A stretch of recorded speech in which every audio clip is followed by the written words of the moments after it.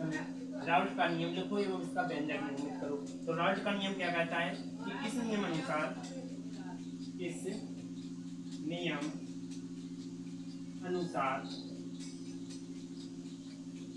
अनुसार किसी दिए गए ताप पर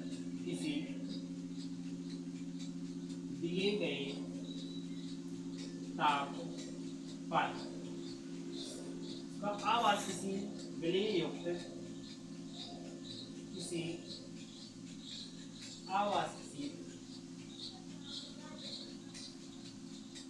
विलय युक्त विलयन का वाष्प दाब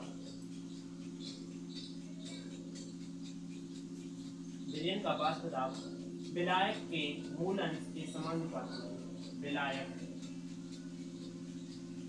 के मूल अंश के समानुपाती होता है। अर्थात कहने का मतलब है कि जैसे इस नियम अनुसार जो दिया गया ताप है, मतलब कि कोई विलयन है जिस पर इसमें दाब ये क्या विलयन है, ठीक है, इसमें क्या दिया जा रहा है, तुम्हें ताप दिया जा रहा है, इस प्रकार से यहाँ ताप दे रहा है, ठीक है, ताप दे रहे हो तो ताप देने पर जो विलयन है विलयन क्या करने लगेगा, वाष्पशील होने लगेगा। और हालांकि इसमें जो मान लीजिए क्या है, शक्कर के कण है, ये क्या होने घुलने लगेंगे, तो घुलकर क्या होंगे, बाहर की ओर टूटते, अपना बॉन्ड तोड़ेंगे तो क्या होंगे, घुलने लगेंगे, तो घुलने लगेंगे तो वाष्प निकालने लगेंगे। तो जब किसी इस नियम के अनुसार दिए गए ताप पर इसमें ताप दिया जा रहा है जो आवासशील विलय है, मतलब कि हालांकि अभी क्या ठोस अवस्था है, ठोस अवस्था से अपने विलय अवस्था में जाने के लिए, विलयन की अवस्था में जाने के लिए ये क्या होंगे, टूटेंगे, बॉन्ड तोड़ेंगे, तो विलयन में क्या होगा, वाष्प दाब उत्पन्न होगा, मतलब कि भाप उत्पन्न होगी। तो भाप उत्पन्न होगी तो इनकी जो मूल अंश होंगे, जितने मूल अंश की समानुपाती क्या होगा, तुम्हारा वाष्प दाब होगा, राइट। अर्थात जो तुम्हारा पीएस होगा, पीएस एस फॉर सॉलिड, ठीक, एस फॉर सॉलिड, ठीक, मतलब ठोस, जो कि समानुपाती होगा किसके, मूल अंश की, मतलब x1, राइट। अब आगे अब करेंगे अपन व्यंजक, देखेंगे यदि किसी विलयन का वाष्प दाब पीएस, व्यंजक में लिखेंगे यदि किसी विलयन का वाष्प दाब, यदि किसी विलयन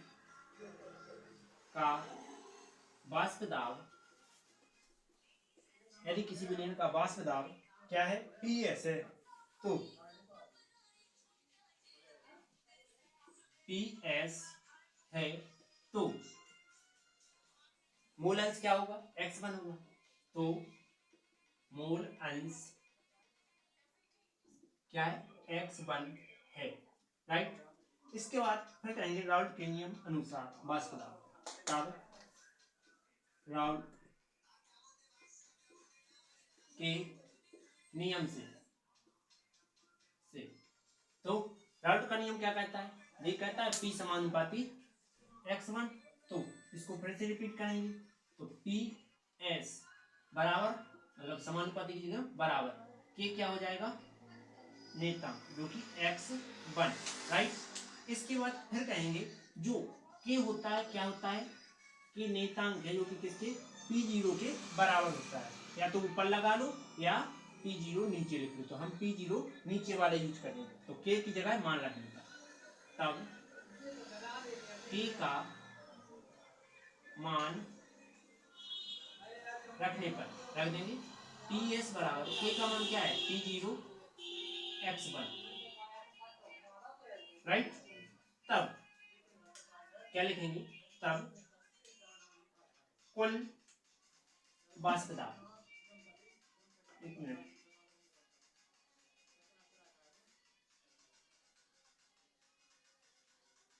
तब कुल वाष्प दाब क्या हो जाएगा, P0 minus PS,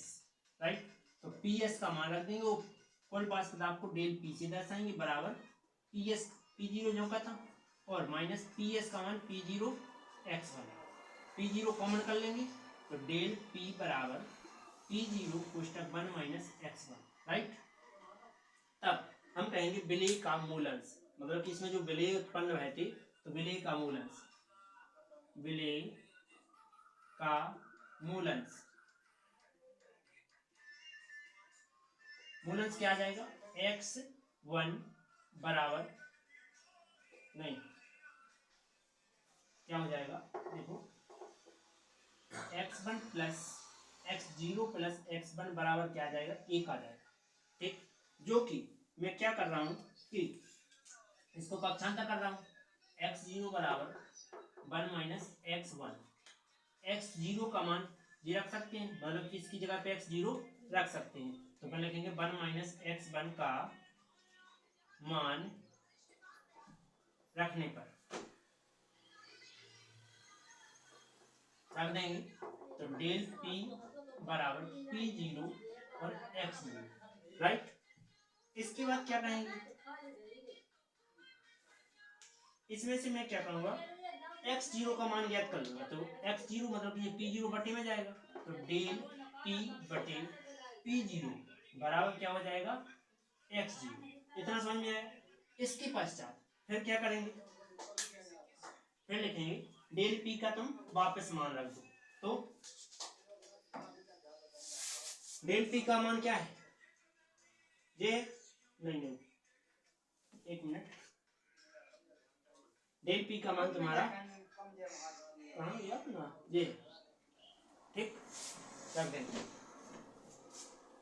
del P का मान रखने पर डेल पी का मान क्या है P zero minus P S रखने पर रख देंगे तो क्या आ जाएगा x zero equal P zero minus P S बटा पी जीरो, राइट। ये तुम्हारा आंसर, ओके। चलते हैं इसी प्रकार के अगले टॉपिक।